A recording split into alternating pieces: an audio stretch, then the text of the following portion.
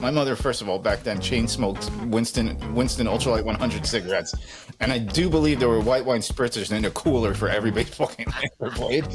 Every time I come up to the plate, she'd go, "Whack it, Richie, whack it," and I'd be like, "Mom, don't say whack it." But it worked. It worked. Got me into college, so. Come on, Mom. Well, dude, that's awesome. And I'm in love with the good life. Can't give it up. Make it to the top. Keep climbing. I wanna live it up. The good life. I'm coming up. I'm coming up. The good life. Good life. Oh, good life. Good life. Good life. Boom! Coming in hot, Chinchy. What's going on, man? Happy Monday to you, brother. Dude, happy St. Patrick's Day. Aren't you in the Irish American Baseball Players Hall of Fame? I am, dude. Why do I not have like a green hat on or something? Yeah, I mean, I thought you would. I actually thought you would. Hang on a second. I gotta change my shirt. All right, I'm back, dude. I got my green Pearl Jam shirt on. Yes. You look like Irish. St. Patty's. That's my St. Patty's Day Pearl Jam shirt, dude. First of all, it's a very cool shirt. Second of all, yes, Irish American Baseball Hall of Fame. Is that correct? That's right, bro. Yes, you know it. Nice, dude. I got the man. Well, it was really at Foley's Bar and Grill. Yeah, that guy would do anything to get Dude, you. Sean Clancy's the greatest, dude. Yeah, the greatest. I have my Guinness hat. Look at Tom that. Fitzgerald. Oh yeah, dude, you got your Guinness hat on. Let's go. I should Yeah. put my Guinness hat on too. No, you're all right. You look good. You look good right now. I'm looking for anything else, any other Irish green? stuff I can find. Ah. I do have a green hat too. Did you guys? The Red Sox hat. Well, anyway, luck of the Irish hit very close to home in the Casey family over the weekend. I saw a young man hit a ball like 964 feet, but it was a very special day for the Caseys that day. What a moment, man. My dad, years ago, had that double open heart surgery, stroke, and I think for a couple years he was kind of getting his strength back, and doing stuff kind of takes a lot out of him. But dude, he's getting stronger. He's as strong as I've seen him I mean, just a tough guy, strong guy. JD's working him out and stuff. So, I was sitting at the house the other day. I go, Dad, you got to come to the game with me tomorrow. You could do it. And he was like, "Let's do it." And I was like, "Oh my God!" I was like, "I got to get him in the car, lock the door, because I'm going." Yes. So it's like an hour and 40 minutes to Kent State. We went there. We surprised Jake. You could tell Jake was taken back. His grandfather has never seen him play college baseball. In person. So you could tell that he was touched. And then the first at bat, he got a knock. I'm like, all right, good. Well, at least we got a knock. Yeah. It's not going to be a day where Pop doesn't see a hit. So he saw a hit. I'm like, that's good. And then he comes up, it's like third at bat, and he crushes one. Cinch. I mean, a bullet. It was like boom, boom. I mean, I saw it. It was over the scoreboard. It was a bullet, absolute bomb. Yes. And my dad was there to see it. Just couldn't have been better. And then after the game, he came over and gave him a big hug, and he started to cry. Jake started to cry. And it's great. Great stuff. It was great. Yeah, it was wonderful. Wonderful. So grateful. Crying on my text. You texted the video to me, and me and Jess were like, "Oh my God!" It was so great, man. It was so wonderful. It made my dad's, life. It was just so awesome, man. Yeah. So awesome, dude. Big family, man. Two big men hugging when I saw a kid. Yeah, I know. Yeah, exactly. And then they're playing Pitt on Wednesday, so my dad's going to go to that game too. Excellent. Maybe see if we can get my mom out there too. We'll see. Yeah, let's do it. Get him on. Get Joan Casey out there. Get Joe Casey. We got to get her back on the show, bro. Yeah, we do. Keep your butt down. Isn't that what she used to yell at you? No, my dad used to say, "Hiney down, glove on the ground. Hiney down, glove on the ground." You'll never. My dad's two big advice for baseball: hiney down, glove on the ground, and swing level. Oh my God. You know what my mom's claim to fame was? And this embarrassed me every time, but I love it. I missed it. When I would get to the plate, my mother, first of all, back then chain smoked Winston Ultralight 100 cigarettes. And I do believe there were white wine spritzers in a cooler for every baseball game I ever played. Every time I come up to the plate, she'd go, "Whack it, Richie, whack it." And I'd be like, "Mom, don't say whack it." But it worked. It worked. Got me into college, so. Come on, Mom. Okay. Well, dude, that's awesome. How many heaters would she smoke, like Jim Leland style, in a game? One of my friends came to a game once, a lacrosse player, and he's like, "Dude, you come to the plate, your mom will chain smoke like 3 heaters during like a full count. If I go to full count, my mom's lighting one and then with the end of the other, dude. She definitely would. She was like, Bill Ripken used to say that about his dad. He used to smoke cigarettes so far unfiltered and throw BP with a heater in his mouth that he said he had a little lip. yeah, he had a little thing on his lip from like the stain of the burn. Like he couldn't even burn his lip. My God, dude, that's when men were men. When men were men, Cal Ripken Sr. would let it burn his lip and didn't complain one time. Boy, amazing. Dude, that was like, dude, and that was like he passed it on to Billy. Remember we were doing that demo one time, and I hit a rocket off Billy's face. Didn't even bother. Dude, he ate it. He didn't even. I was scared because I was like, "Is he going to charge me?" That's amazing. He did. It just shook it off. Amazing. Anyway, all right. So we have action. We have stuff. I mean, this Japan series, it looks so much fun, dude.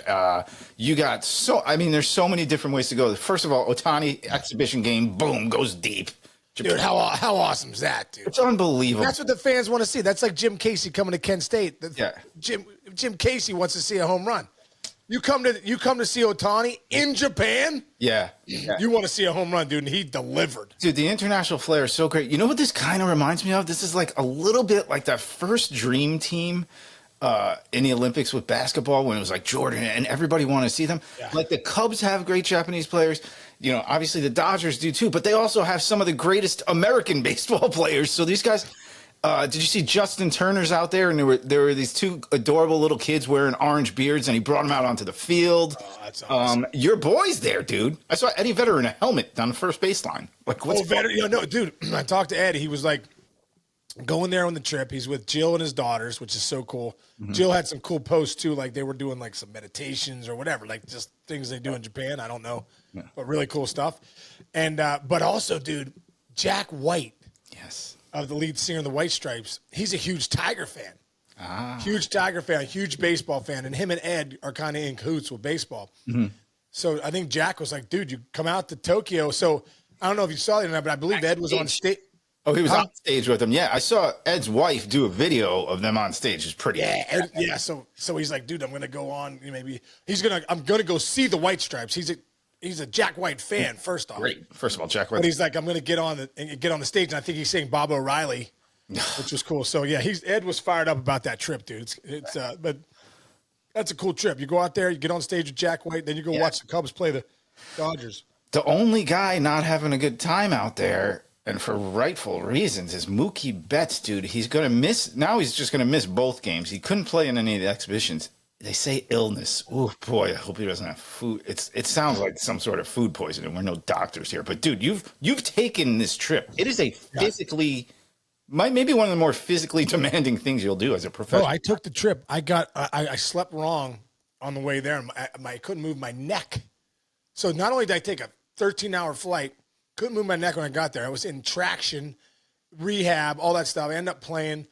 But dude, I must admit, like, and I'm not saying that I don't know the Japanese cuisine that well, but when you're in a new country, you're like a little nervous to like kind of branch out. And I must admit I was like, the eggs were a different color, they were like bright orange. Yeah. I was like, ooh, I'm not eating that. Yeah. But it's just like a funny thing. So like we went to this one steakhouse, which was it was the best steak I've ever had in my life at this steakhouse. So I had that. I mean, there's a lot of different experiences, but there's a lot of fish there, a lot of raw fish. Mm-hmm. Like we said, we're not even speculating. We don't even know that, but I'm just saying it's just a different culture. Yes. Anywhere you go is a different culture. It's saying he's not contagious, so if you're sick, that means he's having Montezuma's revenge for him. Yeah, dude, they had a team dinner the other night. Somebody was, I think it was Kike. He was holding up a fish's head that was bigger than his body, like.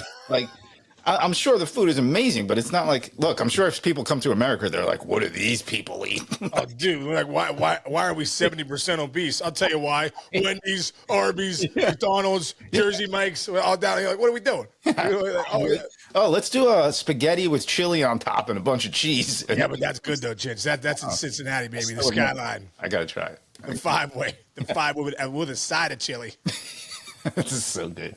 All right, so we got that going on, but generally speaking, what a great trip. This is so great for baseball, for especially kids all over the world getting to see this. Like, it's the international game is super strong, man, and we're heading into WBC year again. So it's a great time for baseball. Chance, there's also, when I look back at that trip going in 2008 with the Red Sox, you don't realize that travel messes you up because you go over there for a week. We went over there. We played 3 exhibition games, then 3 games against the A's. So I think we were over there for a week. We were the first team, dude, to ever play in 3 continents in the same week. Yikes. So we were in Japan. We flew to LA, did an exhibition game in the Coliseum there, LA Coliseum. One of the coolest things I've ever. 120,000 people. We talked about that. Pam Anderson's on the bench. Kareem Abdul-Jabbar and Pam Anderson on our bench. I'm like, this doesn't get any better than this. This game is incredible. Then we fly from there, dude, and we open in Toronto. So we went from Japan to LA to Toronto. Jeez. And I remember Ambien, like it helps you go to bed. I remember I needed an Ambien. I remember getting to Toronto and couldn't sleep. My body didn't know what was going on. There's so many time zones. Right. I remember I couldn't sleep. I remember having to take an Ambien to go to bed. Yeah. It was incredible. So, like, not only do you have different cultures and different, but the time zone, the travel, it's a 13-hour flight. Dude. Yes. Well, it's tomorrow there.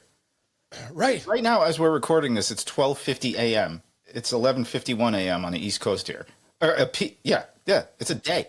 Like, it's a half a day. You and your sleep ring would explode if you did that now. Oh, are you kidding me, dude? Are you kidding me? My it would be like a 25 sleep, which is terrible. That's so funny. So weird. So it does physically probably put a little bit of a disadvantage on all those guys. Dude, coming back, not so much when you get there. You're like, because I don't remember what it was, but they were like, stay up all the way on the flight, sleep on the way back. There was something to that. I can't remember exactly what I did, but at the end of it, like I said, it took me a few weeks to get back. Few weeks, legitimately few weeks. Yeah. So I remember Vetter telling me, they do all those tours when he went to Australia. When they go to Australia, dude, he went to Australia for like 3 weeks. Yeah. He said it took like a month when he came back to get his mind and circadian rhythm back. Toilets running backwards there too. Different time. And sharks. Yeah, exactly. All right. So speaking of Ohtani and all the great players, there's an MLB player poll. Who is the best player in baseball? And I think they got it pretty good. I don't know if I fully agree with it, but I will give it to you right now. I'll just give you the top 3. 1 Ohtani, 2 Bobby Witt Jr., 3 Aaron Judge. Our thoughts, Sean Casey. If Ohtani is a pitcher too, he's the best player. I mean, just no one can do that.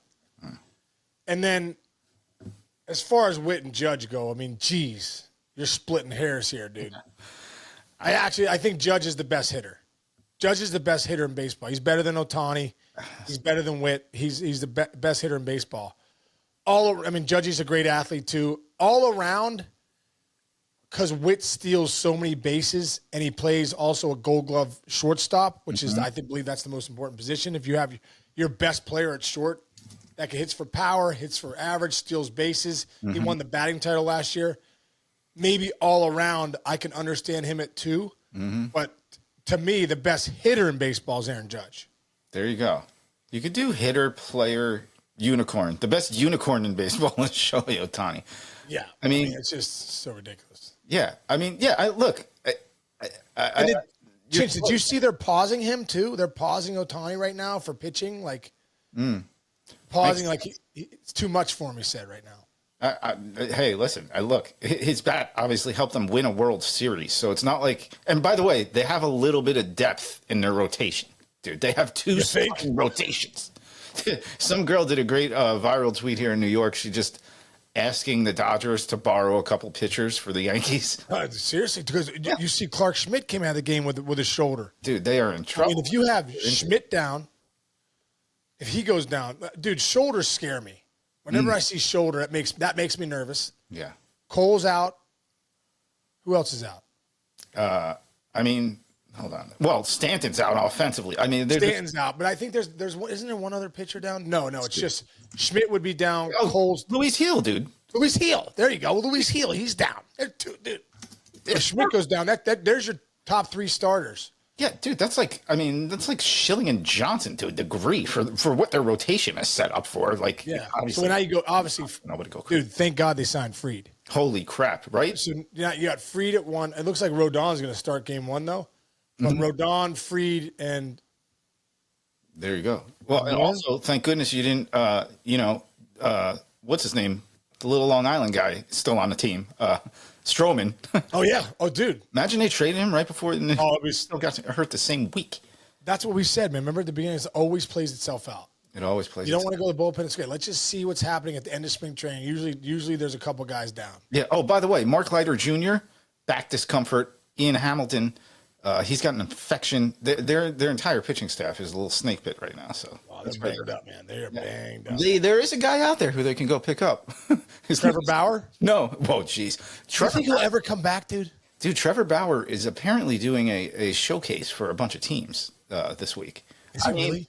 There is so much that goes into that there's politics involved in it. There's so much I don't know. And There is. and his personality is already a very different. Let's just put it this way than most Major League Baseball players. So I think it's a tough road for him in general. If I'm a team that's looking to win and everyone needs a second chance and I'm an owner, I take a shot at him, knowing too, that, if you go look at that case, obviously there's more to it. He was never. Anyway, I'm not even going to get into that. But he's still an elite pitcher. If I'm trying to win and I need one more pitcher, I'm 1 year deal. Trevor Bauer. He says he'll Doesn't work out. Doesn't work out. I mean, he moves on. Everyone moves on. But like He's offering to pitch for free. By the way, he is. Yes, he just wants to pitch. He says so. That's an interesting thing. But I was going to go to another one that's a little more comical, and it's Joey Gallo. Joey Gallo got released, and now he's like, you know what?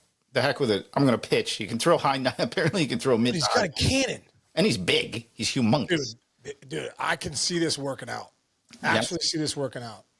Yeah, That's I mean, Joey Gallo's got a cannon from right field. Anytime he would have someone would run on him, I couldn't wait to see him throw. He's got a cannon. So, and he's big. He's like 6'5", 6'6", big dude. Yep. I think this could work out. He has thrown home from right field at 97.3 miles per hour, and that's not off a mound, and that is just body momentum. I bet he could hit 100. I bet he could too. I actually think he could too. It's a very interesting thing. I mean, I had a guy in college who never pitched in college, and he got on the mound and started throwing 95 without any mechanics and stuff, and he got drafted. Like that year, it was his senior year, and You can't teach that arm, dude. you can't teach the arm. But you know what? You know what it makes me think of, and we have to get this guy on our podcast, is Rick Ankiel. Yes. Rick Ankiel went from pitching to being an all-star outfielder. Mm-hmm. That's incredible, dude. It's very incredible. To do that, you can understand a guy that's a pitcher or that's a position player doesn't work out, so he's like, but he's got a cannon. Right. So you're like, okay, dude, why don't you get off the mound? We'll see what you can do. Right. Not a guy that's a pitcher, and they say, hey, do you want to see if you can be an outfielder? And does well. Right. Hit like 25 bombs 1 year or 30 bombs. Yeah. The one intriguing thing about going to the mound, I mean, you don't have as much wear and tear on your arm as most guys, so you can redefine your career in a certain thing if it works out. I mean, look. Oh, yeah, you have all the bullets. Kenley Jansen was a catcher. Yeah. And Kenley Jansen. Yeah, exactly. Yeah. Dude, Paul, I actually think the one guy that could be Ohtani, seriously, and maybe like the flip side Ohtani. Yeah. He's a dominant starter and just an okay hitter is Paul Skeens. Yeah. They say Skeens would have been a third-round pick.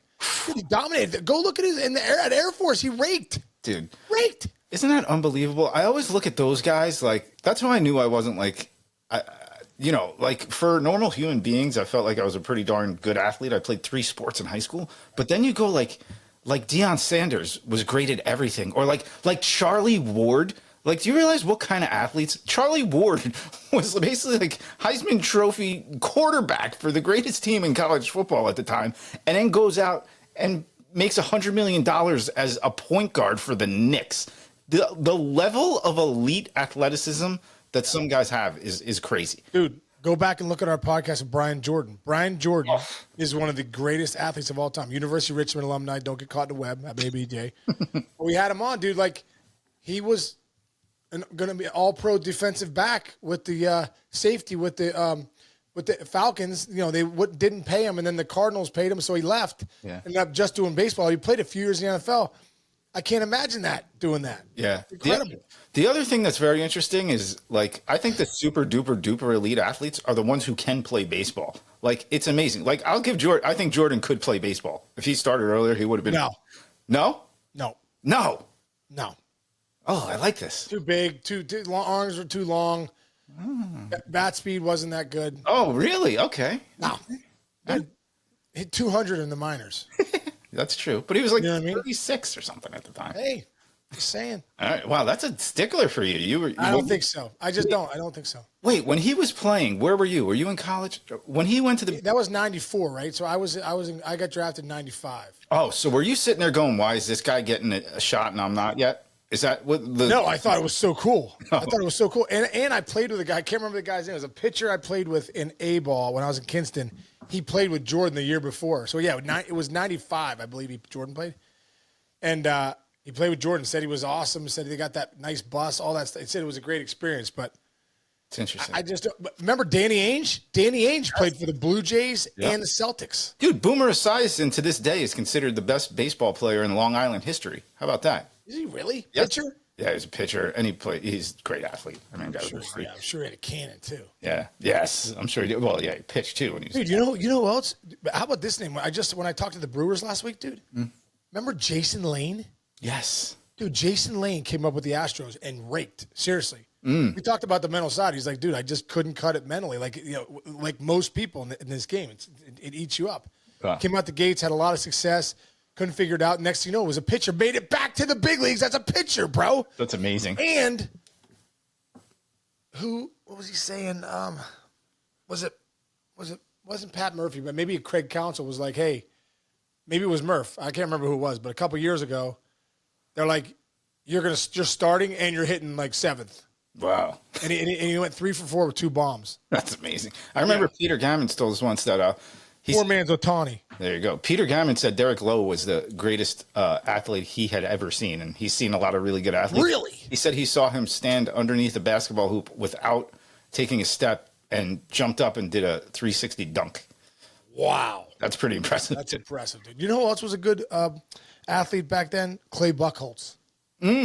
There you Dude, go. have you ever seen Clay run? He could fly. I guess he was like a big-time receiver in Tennessee. I think he was going to University of Tennessee as a receiver or something like that. There you go. How about Jeff Samardzija? Jeff Samardzija throwing 98 dude. and was a sick wide receiver. Sick. Bro, Ed McCaffrey. the first time I'd ever been a part of something like that, and because you're talking about Samardzija, Notre Dame. Yeah. Do you remember a guy named Scott Solman? I remember. He was the kick return, little white guy for the Notre Dame. He played on my Cape Cod League team, dude. He's the reason I led the league in RBIs. He would push bunt. It was a gimme. If he put it right where he wanted it, put it in your pocket, dude. And teams started to bring the second baseman like up into that Bermuda Triangle where you push bunt it between the first, second, and pitcher. Incredible, dude. That summer in the Cape, he comes to the yard one day. He's like, hey, Lou Holtz called me last night. I'm like, Lou Holtz? What? He's like, he wants me to return kicks. I guess Scotty Solman was one of the best kick returners out of Ohio, right? Ever. That's cool. And he could fly. And dude, so how cool is this for me? I leave the Cape. I go back to Richmond for my junior year. I'm sitting there one day, me and John Cunningham, Doug Buchanan, Jay Adams, sitting there on a Saturday afternoon, and we're sitting down to watch game of the week, Notre Dame. Here goes the kickoff. Freaking Scott Solman's returning the kick. I'm like, dude, I played with that guy in the Cape. Oh, that's so It was incredible, dude. I'm like, I played with that guy in the Cape. I swear to God, they didn't believe me. I was like, I swear to I go, he wasn't even playing football 2 months ago. Lou Holtz called him at the Cape and said, you can come and return kicks for us. And it was legit. How about Barry Larkin, dude? Could have played running back for Michigan.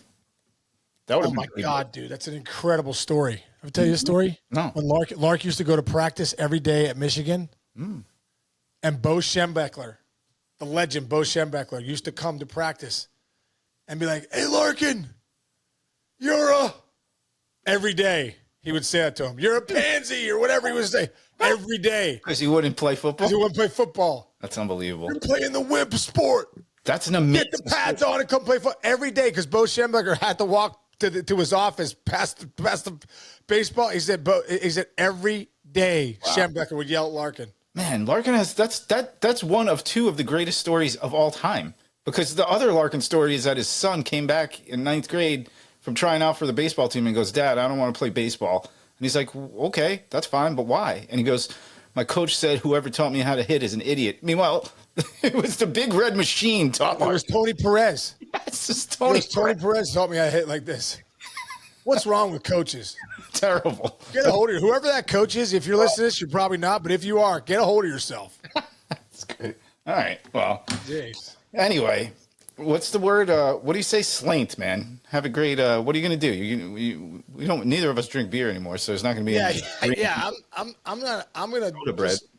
I'm gonna just love my my heritage. Love my Irish folk. I hope you guys are everyone's safe. It's St. Patty's Day. And dude, I tell you what, New York is the craziest one. I was going one day to 30 Rock to do something. I can't remember why, but it was early morning, Chinch. Early morning. I was doing one of those Morning Joe shows or something like that. Mm-hmm. But it was St. Patty's Day that morning. Dude, I watched like 3 people walk out of a bar. I think it was 6:30 a.m. Yard sale. Dude, boom. Do not come. If you are not from New York, do not come here on either St. Patrick's Day or when SantaCon is going on in New York.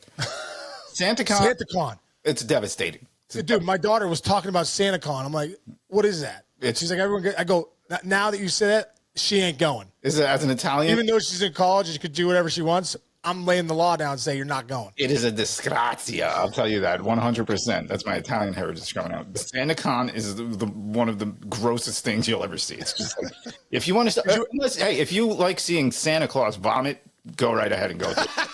Otherwise, did you ever participate? Nope, never. And I've done some crazy. I've had some crazy. But SantaCon was SantaCon and New Year's Eve in New York City are the 2 least places to be, and St. Patrick's Day. Anyway, all right. Well, everybody stay safe out there. No puke.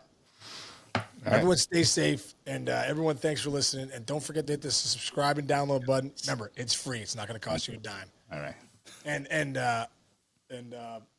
that's it, man. Have a great day, Chichi. See you, buddy. Happy St. Patty's Day.